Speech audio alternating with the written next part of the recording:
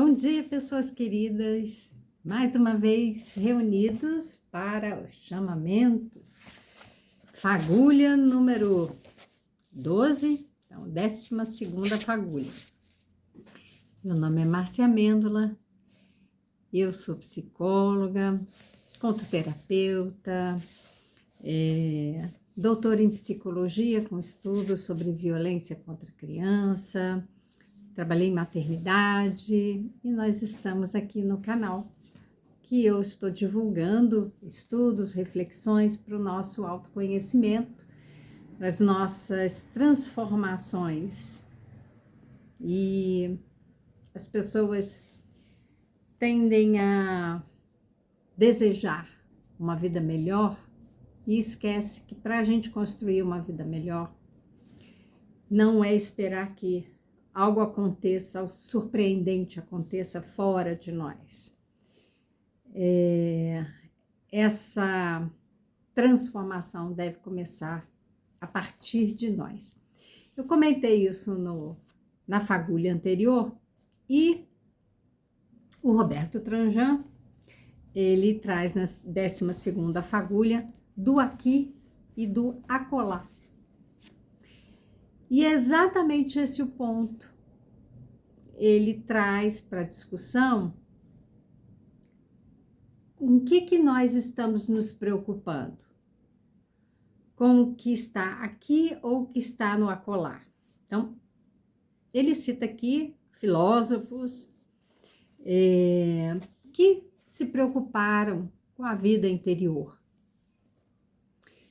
E ele cita Heráclito, que se preocupava, que acreditava que a maioria das pessoas não conseguem compreender a dinâmica da vida por viver adormecida, distraída com problemas triviais.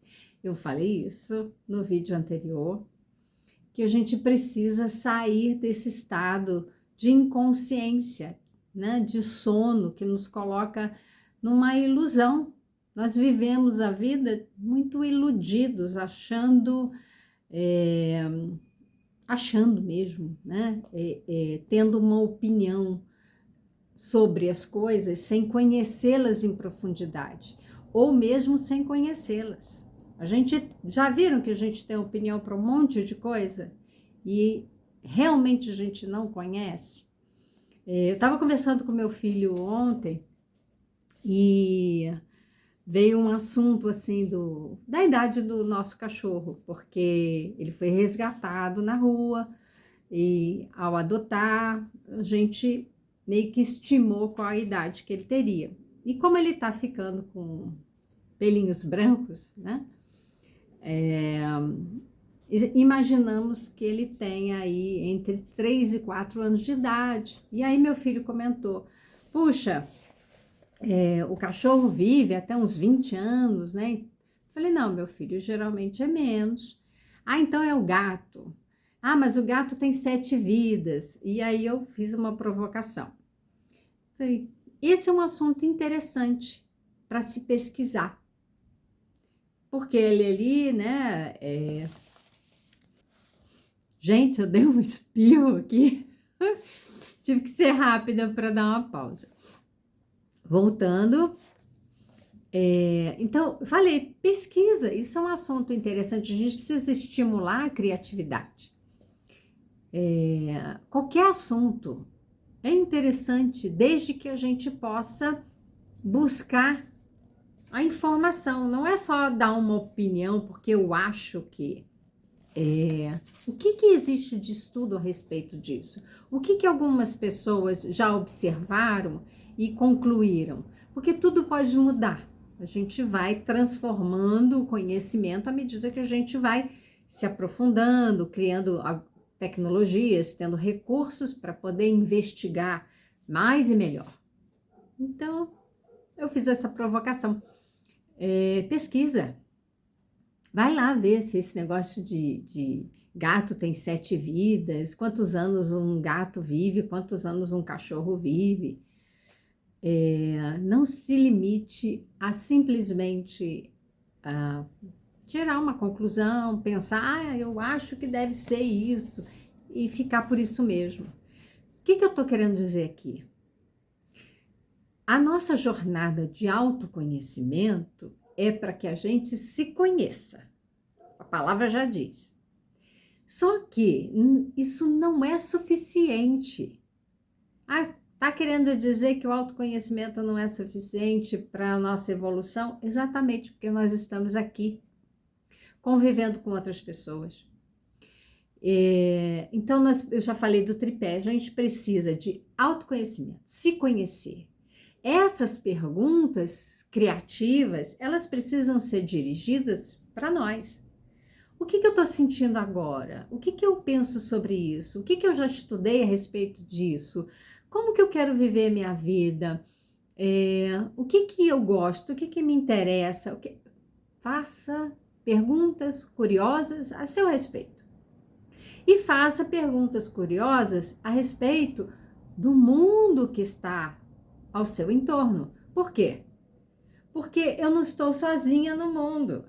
Eu estou em relação, eu convivo com pessoas, eu vivo num mundo material em que eu preciso também conhecer para poder me relacionar, para poder me adaptar, para saber o que é também esperado de mim, para eu cumprir regras sociais, para que a gente conviva em harmonia. Eu preciso conhecer.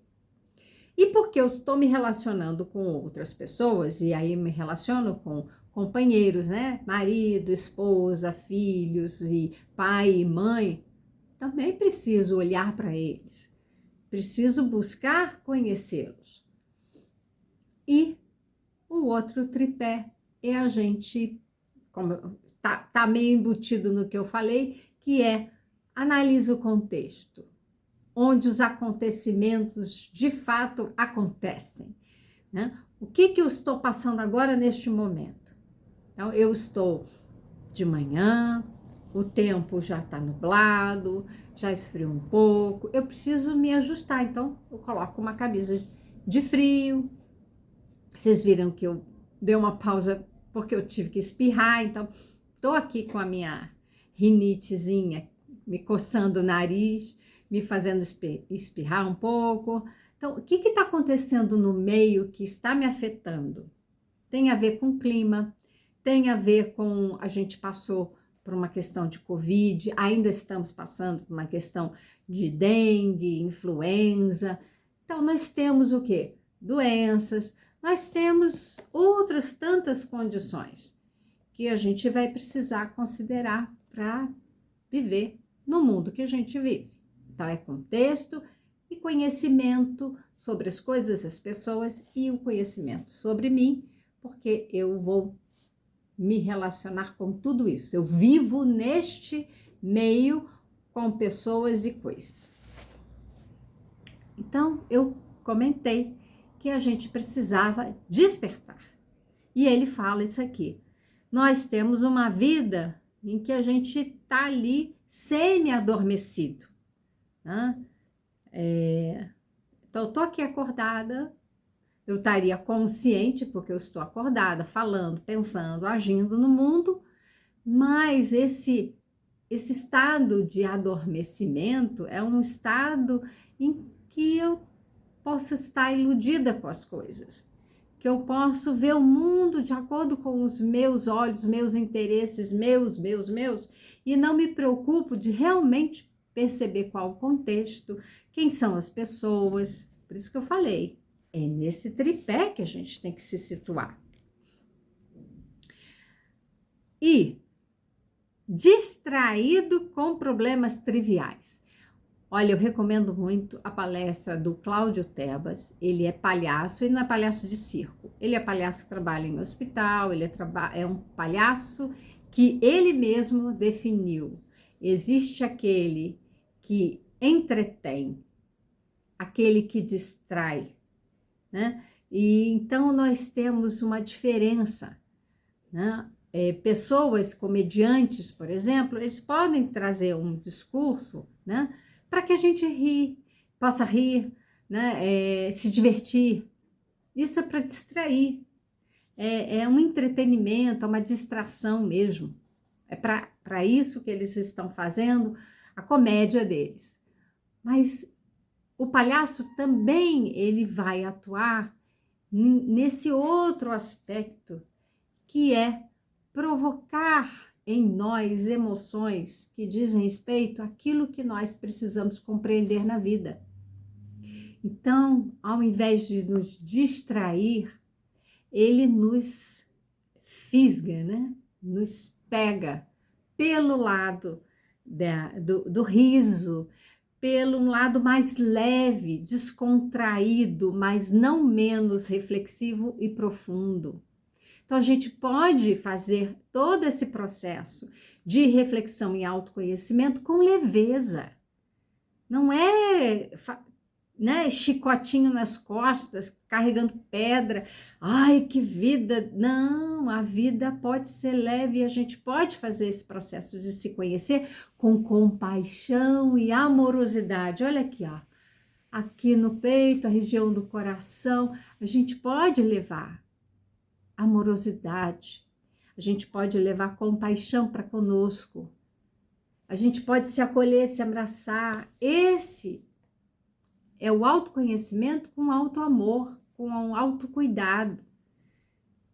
Essa nossa jornada tem que ser para nos levar a um propósito em que a gente atinja e seja feliz.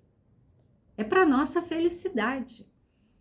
Então, é para ser com leveza, com alegria. Então, colocar alegria na nossa vida não é se distrair das coisas, não é banalizar, trivializar, fazer comédia, é fazer tudo com muita leveza, com muito humor, com muita descontração e não distração. Veja que as palavras são importantes. As palavras têm um sentido próprio e a gente deve saber escolhê-las, usá-las com sabedoria. E ele coloca essa necessidade, então, de acordar. Preste atenção ao que acontece dentro de você e ao seu redor. E depois haja. Antes de agir, antes de falar, se dê conta do que você pensa, do que você sente. Isso foi o mote da minha palestra de ontem à noite. Muito bom. Por quê? Porque é isso, a gente se precipita falando e fazendo muitas coisas. E não para pensar naquilo que está fazendo. Depois a gente se arrepende. Pode ser tarde demais. Algumas coisas a gente não consegue reparar. Outras a gente consegue. Depois que eu terminei a palestra, que foi sobre esse poder da palavra, a gente usa essa palavra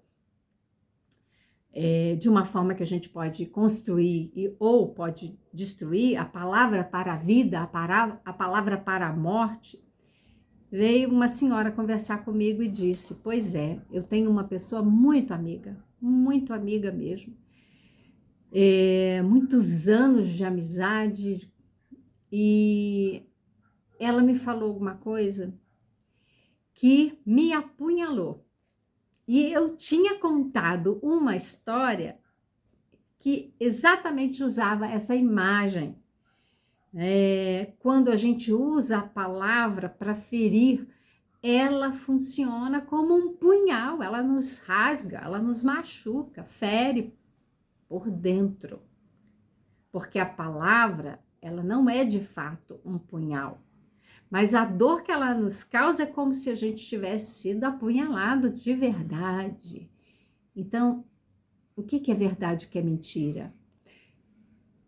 É verdade que a gente sente a dor de palavras que ferem. Então, as palavras podem ferir, as palavras podem matar, destruir, como elas podem construir, elevar.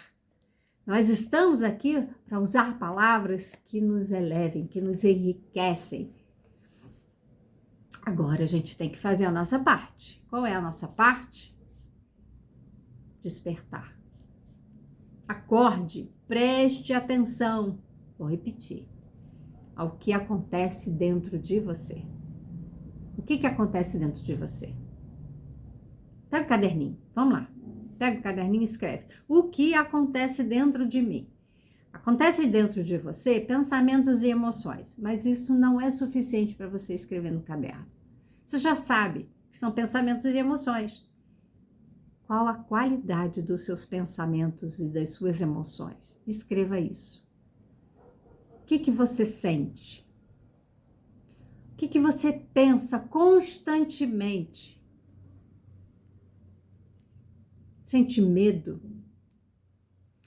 O medo está tomando conta dos seus pensamentos, que tudo que você acaba falando reflete isso. Ah, mas é perigoso ir para lá, mas aconteceu um desastre ali. Ah, mas cuidado com, né, um mosquito. Ah, você pode ficar doente. Ah, você...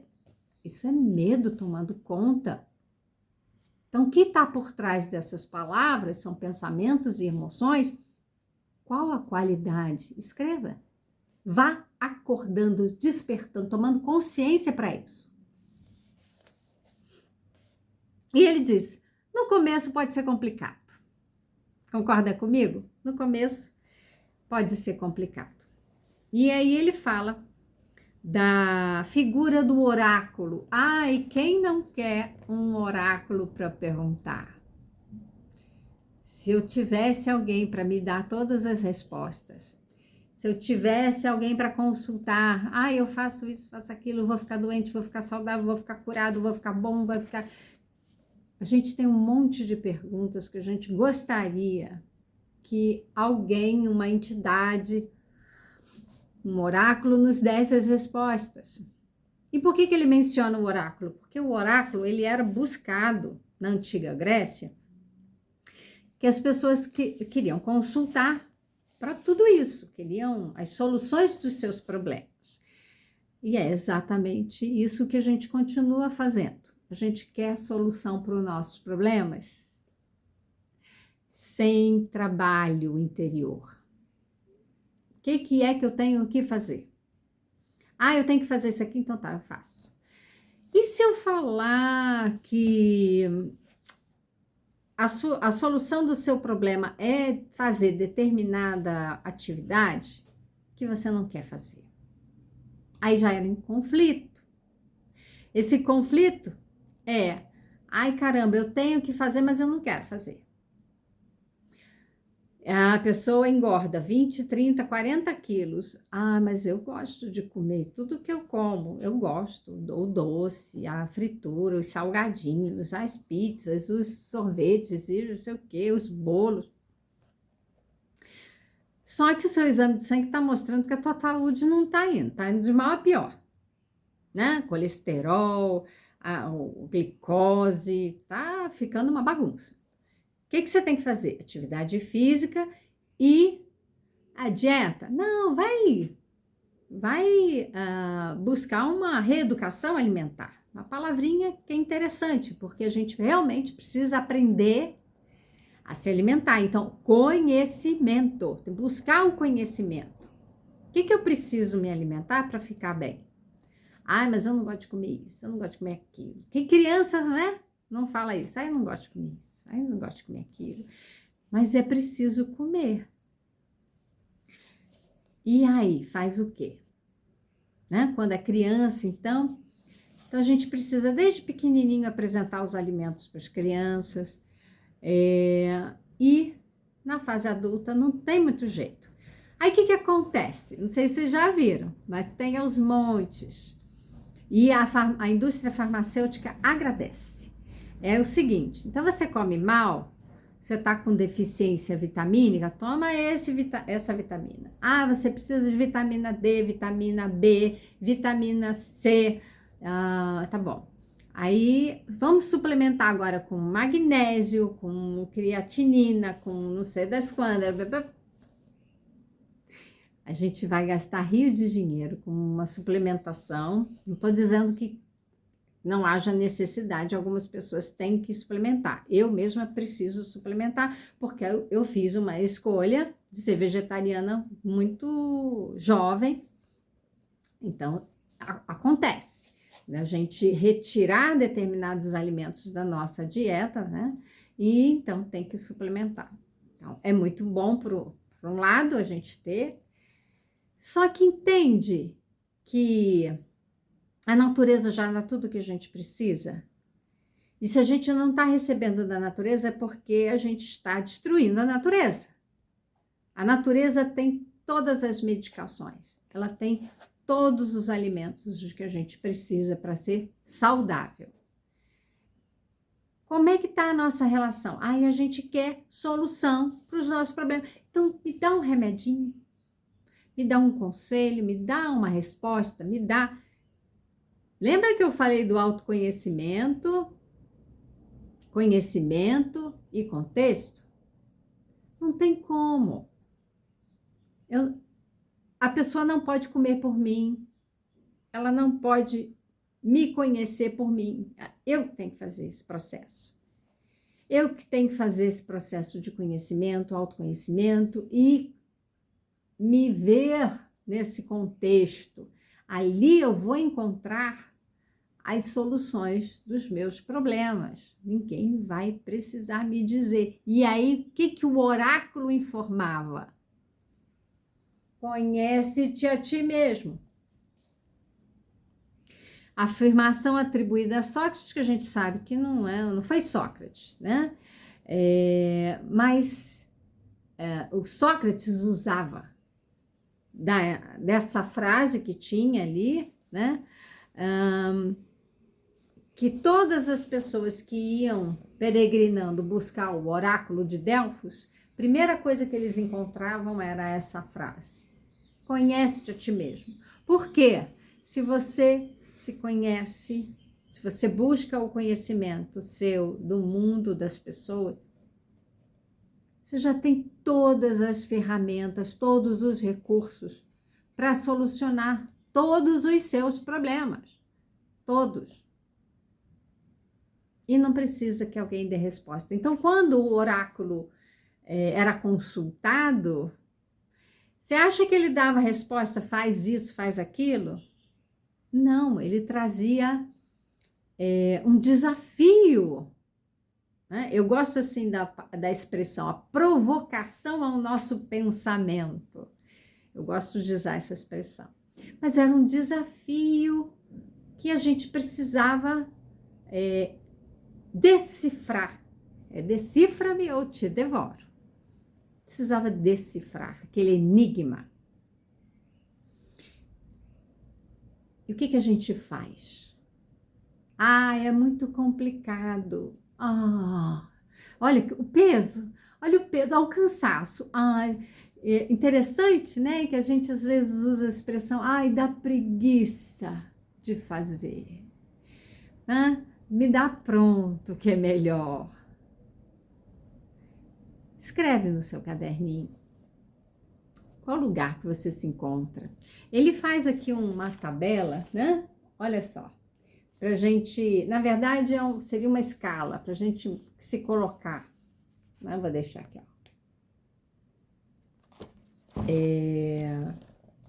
Entre a escassez e a abundância, onde que você se situa? Isso aqui é para ajudar a fazer esse jogo do aqui e do acolá que ele fala. É um jogo em que eu tô no mundo olhando para o mundo, mas eu tenho que olhar para dentro, eu tenho que me conhecer, eu tenho que olhar para mim.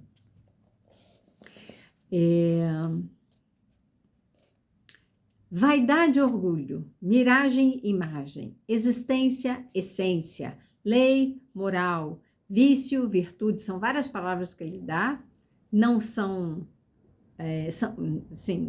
não são muito fáceis da gente de pronto pegar, a gente vai precisar parar, olhar para essas palavras, buscar um entendimento a respeito delas para poder nos perceber ali.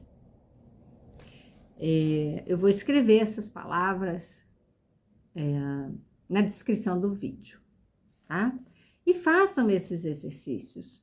É muito interessante a gente não só ouvir aqui ou assistir o vídeo, mas aproveitar, que são exercícios.